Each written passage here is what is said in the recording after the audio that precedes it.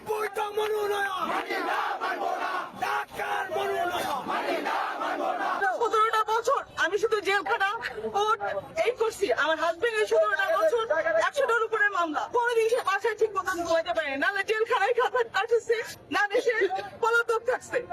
সারাটা জীবন সে রাজনীতি নিয়ে কাটাইছে, সংসারটাও ঠিক মতন করি নেই। আজকে এই ফল পাওয়ার জন্য, এইটুকু দেখার জন্য পরিবারের প্রত্যেকটা মানুষ রাজপথে থাকছে। এই আমলে শাসন আমলে আমার বাড়িঘর পুড়ে দিচ্ছে, সবকিছু শেষ করে দিচ্ছে। এখনো আমার একটা ভাই জেলে পচে মরতেছে। এই পাওয়ার জন্য আজকে 17টা বছর এই করছি। কোনোদিন আমার মেয়েটা ঠিক মতন আমার বাবাকে পাই নাই। মাসের পর মাস জেল খাটছে এটা পাওয়ার জন্য।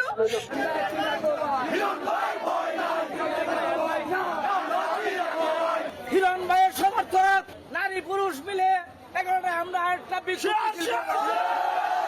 যদি মনোনয়ন পরিবর্তন না হয়, হরতাল অবরোধ পদত্যাগের মতো সিদ্ধান্ত আমরা নিতে বাধ্য হব। এসি রুমের মনোনয়ন আমাদের দাবি আমি এটার পরিবর্তন চাই। আমি ভেবেছিলাম যে পরিবর্তন আসছে আমাদের। জুলাই আন্দোলন বাদ দিয়ে নিয়ে আমি আমার মেয়েকে নিয়ে আমি জুলাই আন্দোলনে ছিলাম, আর আমার হাজবেন্ড জেলে ছিল এটা পাওয়ার জন্য।